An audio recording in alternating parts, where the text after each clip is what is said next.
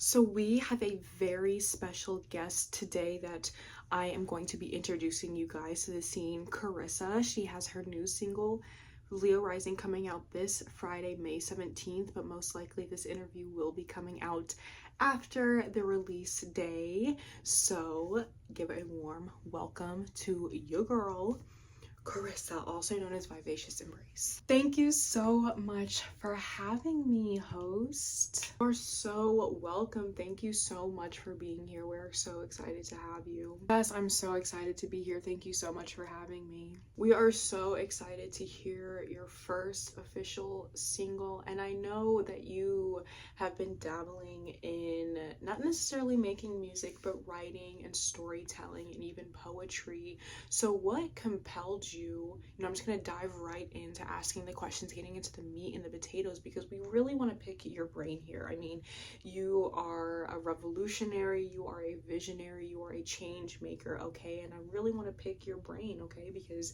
you are so inspiring and I love you. So what fully had you emerge yourself into this new experience, into creating music?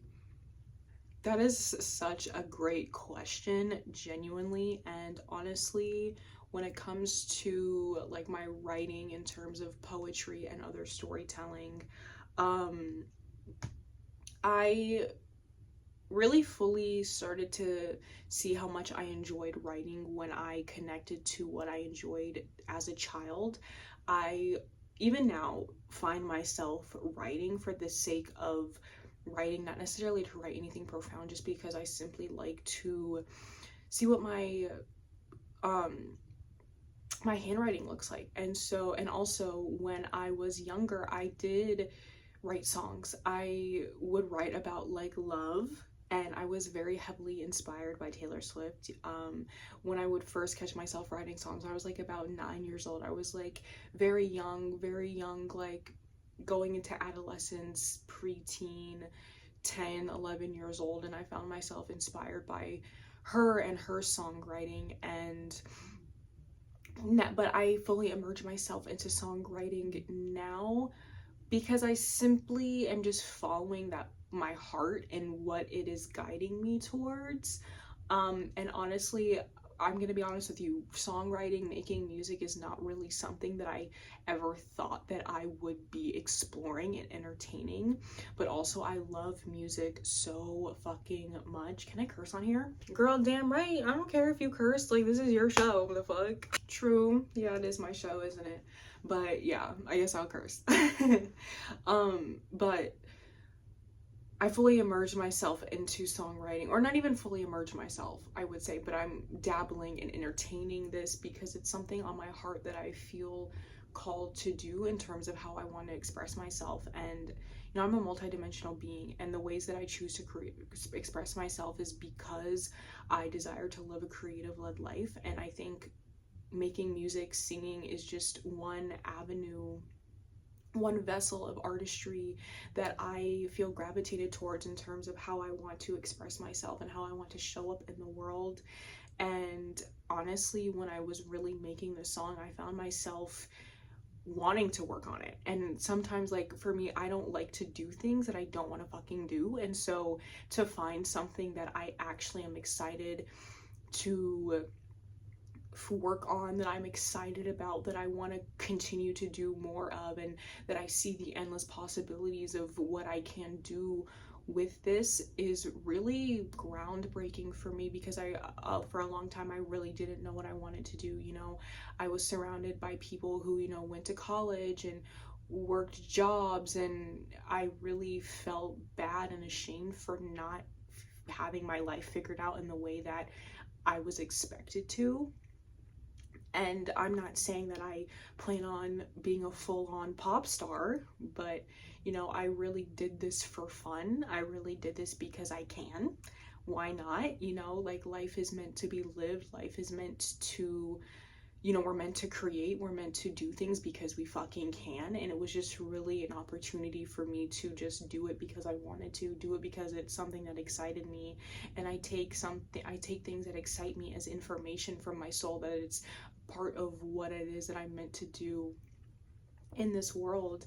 And you know, like I said, like I really desire to live a creative life, and this is just part of my creativity. And I also love to sing, and I sometimes don't sing as much as I like to because I'm afraid, oh, like, what if people hear me and they judge what they hear, right? And it's just like, you know, fuck that.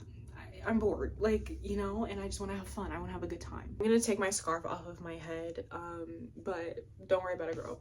But I love that answer. That is genuinely such like a heartfelt answer, and I loved how you mentioned the inspirations that kind of gravitated you towards this thing that was kind of foreshadowing where you are in your life right now, like your inspiration from listening to Taylor Swift's music and just, you know, just being inspired by her songwriting process, and even just just exploring that because you could, because you know, like when we're children we don't really think about, you know, oh well, who's gonna see it, who's gonna hear it, and we don't really second guess ourselves the way that we do as adults. And when we're kids we don't have that, you know, conditioning as much yet, and so we explore parts of ourselves or explore things, and we do things just for the sake of it, just for the fun of it.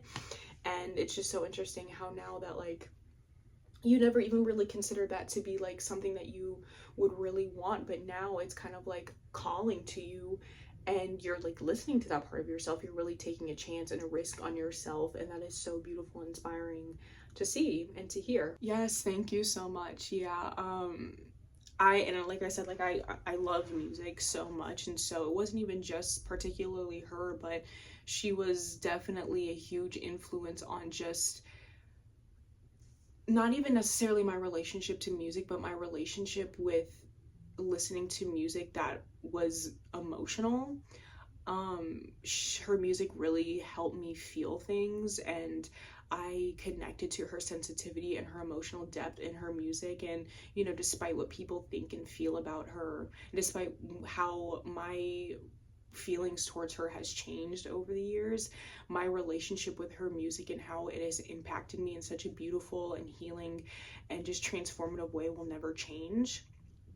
And I will like always have such respect for her music, and I will always have such respect for how her music has changed my life and has helped me enter this world of just like deep emotion and really feeling that from her music, and just really connecting to my own emotional depth, and even being inspired by like music that's very raw and vulnerable. And I know that the more that I want to create music, I definitely want to show off that more vulnerable and emotional side, because I'm a very vulnerable and emotional person. And you know, despite all the things that I've been through in my life, and you know, all the healing that I've done that's brought me to where I am, there's definitely, like I said, so many endless possibilities and opportunities when it comes to creating music, and it's so limitless. And you know, the sound that you can make it, the lyrics that you can put into it, like it's genuinely so expansive and so immersive. And that's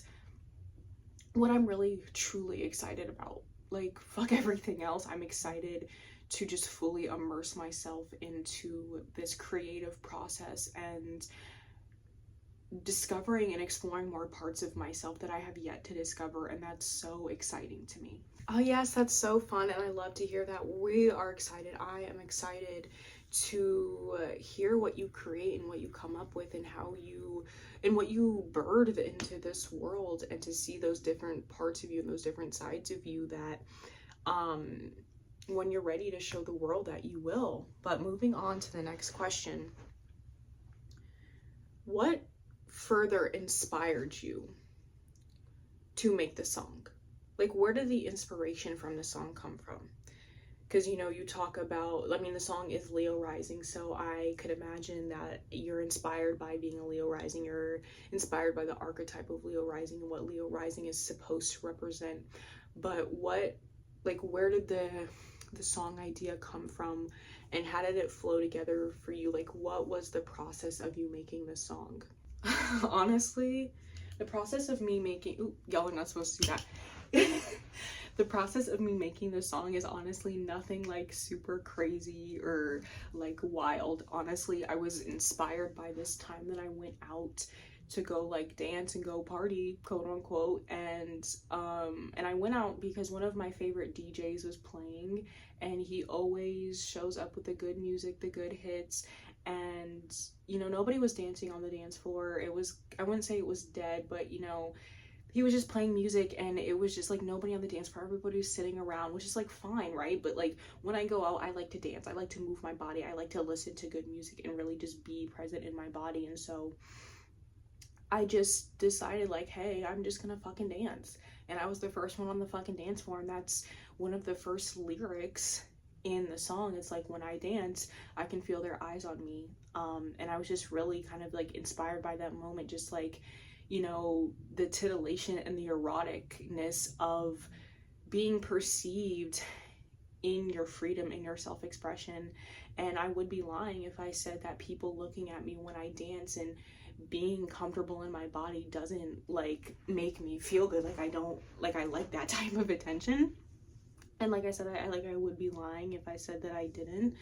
And it just kind of, the lyrics kind of flowed from there. And I don't even fully remember the like the process of making it. Like I wrote it down in my journal, but I actually first texted myself the lyrics, because sometimes lyrics just like come to me and they flow, and it's just like, it's a rap after that. I'm like, oh my god, this is really fucking good. And so I was like, you know, let me write this down in my journal. And then just when I further ask myself like, okay, what do I want to do, or what do I want to create, how do I want to express myself, and I continually get this idea to like sing and to like make music and to entertain that idea. And so like I did, I trusted that. And you know, I downloaded GarageBand, and I just kind of put a bunch of beats and different music loops and instruments into it, and I just came up with the fucking song. And this is like the first time that I've actually committed to it, because I've had GarageBand before, but I deleted it because I was like, this is confusing as shit, and I was just like overwhelmed. But this time I actually stuck with it, and I was like, okay, like I'm gonna just learn as I go. And I found myself, like I said before with the other question, just being excited about it, and that excitement continuously had me coming back to working on it and further making it sound the way that I want to sound. And you know, this is my first song, so it's by no means the best fucking song ever. But it was for fun. But yeah, I was really just inspired by that night where I was the first one on the dance floor. And you know, it's taken a lot of work for me to be in this position. Like I feel like I've regulated my nervous system so much to not care like that, and to feel so comfortable in my body where, you know, I'll be the first one on the dance floor and everybody's gonna fucking look at me. And people, and with that, you know, you don't have control over how people are perceiving you, if people are judging you, or even if people are fucking inspired of you, and like however people perceive you. And it really wasn't even about other people, it was just more so about me having a good time, because bitch, I came there for a reason. And I didn't want to wait for somebody else to be the first one on the dance floor for me to be on the fucking dance floor. And I just wanted to dance. Like, it's really that simple. It's like, it's not that an extravagant of a story. But I had a good time, that's for sure. I always have a good time. And in terms of the song being called Leo Rising, I mean, yes, I am a Leo Rising, and I can feel myself emerging. I can feel the truth of who I am piercing through the fear, and giving myself that radical permission to shine, to take up space, especially for so long feeling so uncomfortable and so disconnected from my body. This is really also a way that I honor myself, honor the work that I've done, and honor the truth of who I am, and honor what it is that I really want to say, what I really want to do, how I really want to show up in the world. And yeah, that is truly, genuinely so fun. And I commend you for not letting that fear of how you're perceived, or letting, you know, other people's eyes dictate and control how you allow yourself to like express yourself. That's truly beautiful and so amazing. And you know, it really truly is about having a good time, and not necessarily being the life of the party, but just, you know, allowing yourself to have a good time. Because like, when you have the desire to have a good time, it's hard to have a good time if you're letting that fear or that worry or those thoughts of like, oh, what are other people thinking about me, get in the way of you having a good time. And like, you meant business, babe. You stood on business, and I love that for you. But on your social medias, I see that you talk a lot about empowerment and spirituality and healing. And so what's like an empowering message that you have for the audience that is watching you, that is paying attention to you? What is something that you want people to know before we wrap up this interview to help inspire people who might be going through the same things that you have been through in terms of your relationship with yourself and not necessarily feeling confident in yourself, not necessarily loving and accepting yourself? What is one way that you can help people come back to themselves on a deeper level and to allow themselves to be free and to give themselves that permission? Yeah, that is such a great question, and thank you so much for your support and your like acknowledgement of, I guess, the work that I've done and celebrating me in that way. That is very much appreciated. But the advice that I would want to give is definitely something that I give to myself, or that I remind myself, is that you are the permission that you are seeking when it comes to allowing yourself to express yourself in the way that you desire and to fully expand into being who you are truly meant to be. And, you know, as easy as we wish it could be to give ourselves that permission, sometimes it's not just a switch in your brain. It's not just something like, oh, I'm gonna be more myself. Like for me, you know, I mean, yes, setting that intention, planting that seed has definitely propelled me into that, but there's also a lot of work that goes into behind the scenes of actually building those internal foundations to actually hold and support who you truly are after so long not being who you are, after so long being a chameleon to your environment and being who other people want you to be, being who you think you need to be in order to earn love, to earn your place in this world, to earn being worthy, to earn being valuable.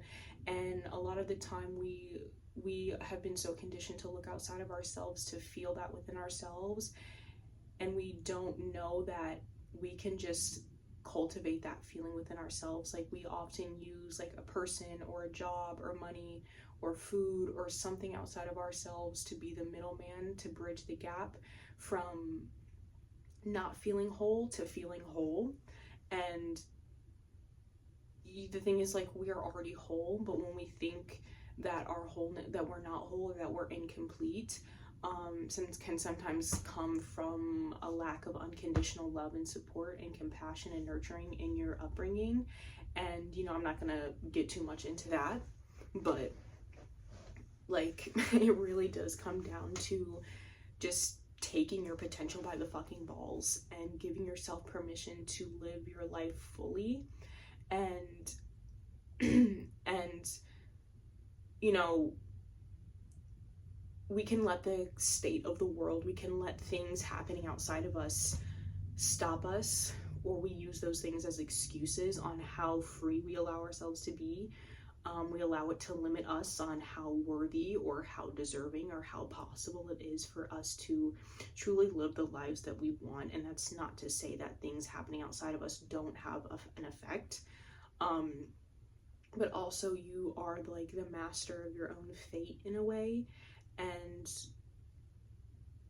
you know, we can definitely use excuses, but there comes a time and a point, at least for me, where, you know, I realize excuses is not getting me anywhere. Excuses are not leading me where I want to be. And I have to be honest with myself. And tough love, and I use that very loosely because tough love doesn't necessarily have to come from a place of malicious. Just it has to be honest with you. It just comes from a place of honesty, because honesty is the only thing that is going to help you get to where the fuck you need to be. Because honesty is you removing the blinders and the rose-colored glasses and removing the excuses, or becoming clear on the ways that you make excuses in your own life. And my circumstances are very different, but reminding myself of that, and reminding myself like the things that are happening in the world, you know, my jace, my race, my gender, like we definitely live in a system that puts us in a box, that gives us these labels, and that we identify with them since birth. And I think that these labels inherently limit us and what we think is possible for us. You know, like as a presenting as a Black woman in this world, you know, people are going to be like, who do you think you are if you do this? You're not allowed to do that. You can't say that. This is how people expect you to show up and be based on how they put you in a box, how they identify you, and how you even identify with yourself. And the thing is, I answer to the universe. The universe doesn't put me in a box or in a label on what is possible for me because of my race and my gender. The universe, you know, is not a discriminatory based system like colonialism, right? And so when we are constantly identifying with the discriminatory based system that is inherently made to limit us and to disconnect us from our power, we think that our race and our gender is the thing getting in the way that is minimizing us and is limiting us, when in reality it's just the mind, it's just what we choose to believe about ourselves. And I think also realizing that, like, I am more than how I identify, that I'm a limitless, multi-dimensional being, and the universe knows that and sees that within me. My benevolent angels and ancestors that walk alongside me on my path know that to be true. And that's not to say that I denounce being a Black woman. Like, I'm very proud to present into being a Black woman body. Like, what it means to be a Black woman is not what we're taught and told. Like, I can make that mean something for myself that comes from a place of empowerment. And a lot of what these labels are in our culture, in our modern day culture, has a lot of negative connotations with it and a lot of prejudice with it. And it's like, when we are able to see ourselves more than just what we identify as and our own prejudice based on ourselves and on other people, we can see that we are very complex creatures and that we are very capable of achieving what we want. And sometimes it's very easy for me to forget that, and that message can get lost in translation. Because, bitch, being a human being is not the easiest fucking thing in the world. Like, trust me, especially like the work that I feel called to do in this lifetime, in this incarnation, it has a lot to do with ancestral, you know, karma and ancestral generational curse breaking and healing and stuff like that. And so, you know, it's definitely not easy, but a part of my path is to liberate myself, is to come back home to myself, is to get clear on who the fuck I am and to be so firm in who I know I am, knowing that I am who I tell myself I am, and establishing an identity that resonates with my soul, and not necessarily letting external influences knock me off of my path, knock me off of the pedestal that I am building for myself, and not in a way of like looking down on other people, but like not necessarily competing with other people is what I mean. And, you know, that's obviously not to say that we need to bypass the reality of the world that we live in. Like, there is definitely a lot of gender and race-based violence. And, you know, just because I know these things doesn't mean other people are going to know these things and agree to these things and live by these beliefs, right? Like, there's a lot of people who are unalived because they present as a Black woman, you know, and that's something that is also very important to acknowledge. But I think, you know, you can still fight for that and still choose to believe in what you believe in, to choose to be limitless, because we inherently are. And, you know, when you tell yourself that you can't do something, it's not that you can't, but when you believe that, when you tell yourself that, when you place your bet on the fact that you can't, then you fucking can't. But when you place your bets on the fact that you can, you will, and you can. And it's really just comes down to what you believe and how you relate to yourself. And how you relate to yourself sometimes it isn't always as easy as snapping your fingers. There's actually a lot of deep work that goes into being honest about how you relate to yourself, and just stop making excuses to bypass your relationship with yourself. And so that's what I can give to the audience when it comes to just empowering yourself. You know, we live in a culture that inherently disempowers us and disconnects us from our truth. And especially, I mean, sometimes that's, you know, obviously that's the case for a lot of people, but even in, you know, your familial relational dynamics, it's also very much in that lineage of our families. That's what I can give to the audience today. Wow, man, that was fucking beautiful. Like, you were bringing tears to my eyes, but thank you so much for that beautiful, well put answer. But that is going to be the end of this interview. Thank you so much for watching this interview. excuse me. This is your host, Karissa, interviewing Karissa, and stream Leo Rising on SoundCloud and also on YouTube. And those are going to be the platforms that they're going to be on now currently. But yeah, thank you so much for watching. I'll see you guys next interview.